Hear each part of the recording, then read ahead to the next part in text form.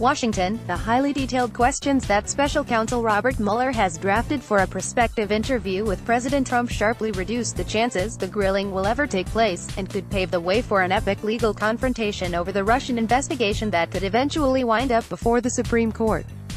That is big takeaway of some criminal defense lawyers, and others close to the White House after Mueller's proposed questions, which were presented last month to Trump's legal team, were published Monday night by the New York Times.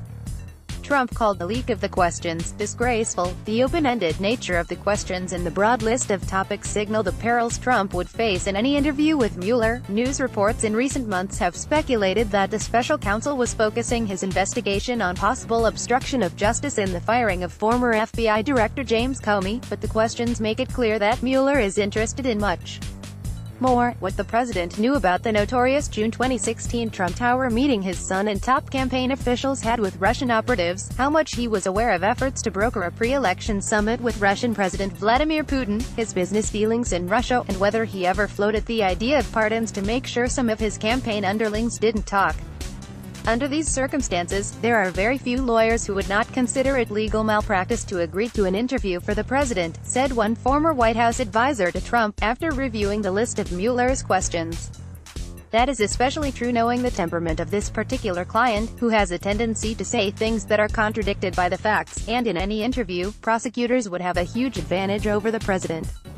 Mueller's office has obtained a wealth of subpoenaed documents about the president's conduct, and has taken secret testimony from cooperating witnesses, Michael Flynn, former foreign policy advisor George Papadopoulos, and former campaign aide Rick Gates, any one of whom would be in a position to contradict Trump and expose him to perjury charges. The president has no real idea of the breadth of information known to Mueller, said Solomon Weisenberg, a former federal prosecutor who served as a deputy independent counsel during Ken Starr's investigation of Bill Clinton.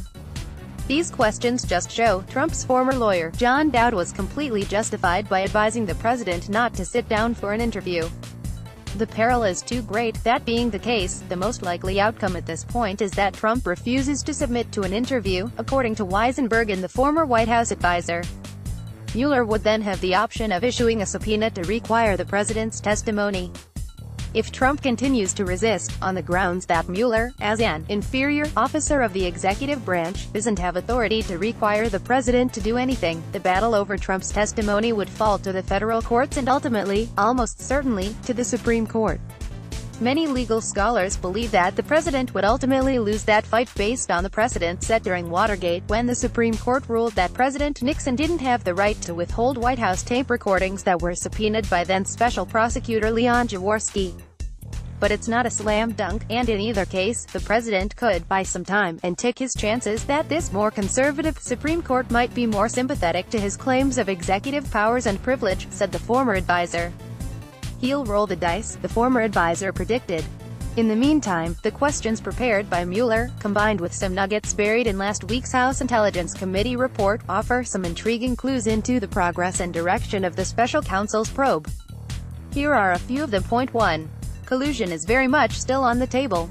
Much has already been made of Mueller's proposed question to Trump. What knowledge did you have of any outreach by your campaign, including by Paul Manafort, to Russia about potential assistance to the campaign?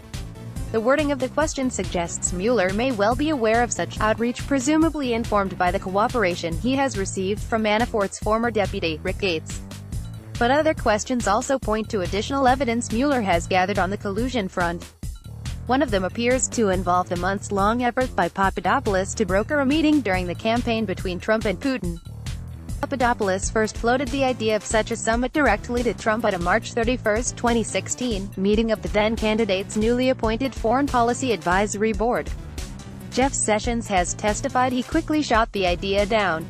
But as David Corn and I first disclosed in our book, Russian Roulette, the inside story of Putin's war on America and the election of Donald Trump, Papadopoulos secretly told Mueller's prosecutors that Trump gave him the green light to pursue the summit idea, telling him he found the idea interesting, and then looked to Sessions to follow up. Point 2.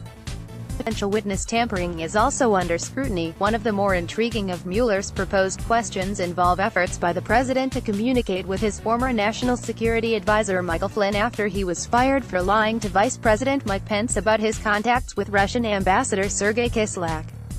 Mueller wants to ask the president what efforts were made to reach out to Mr. Flynn about seeking immunity or a possible pardon?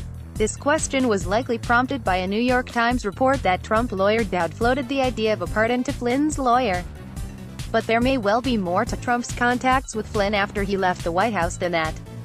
Last May, Yahoo News reported that Flynn told friends that he had recently been in touch with the president, who urged him to stay strong as the Russia investigation was closing in on him. Flynn, who pleaded guilty to lying to the FBI and is now cooperating with Mueller, would presumably know exactly what the president communicated to him and what he communicated to the president, including during the campaign.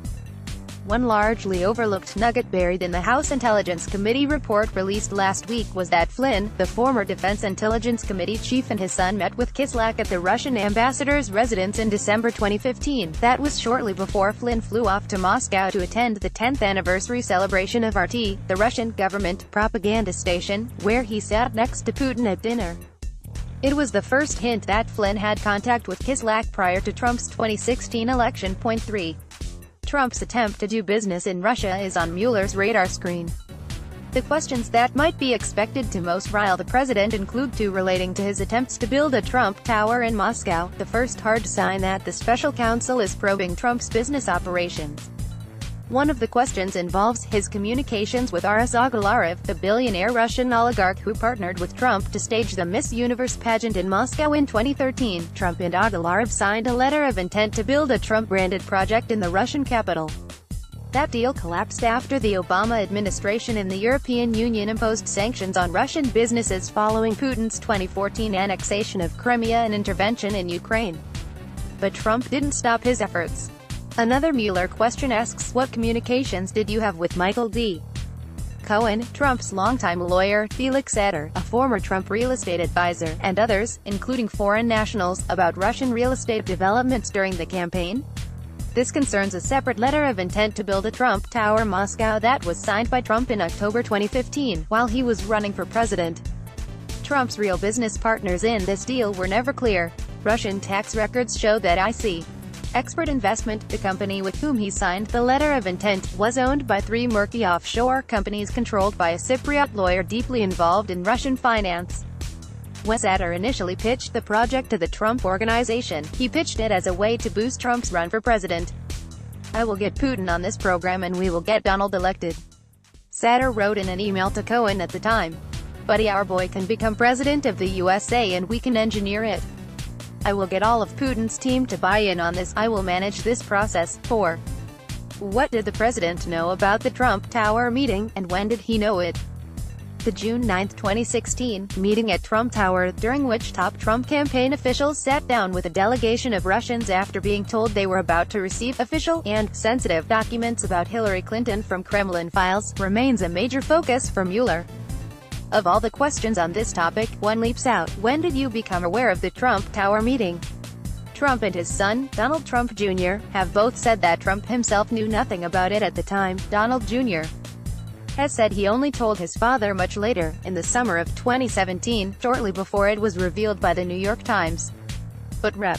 Adam Schiff, the ranking Democrat on the House Intelligence Committee, last week revealed that the panel failed to pursue leads that he believed might show otherwise.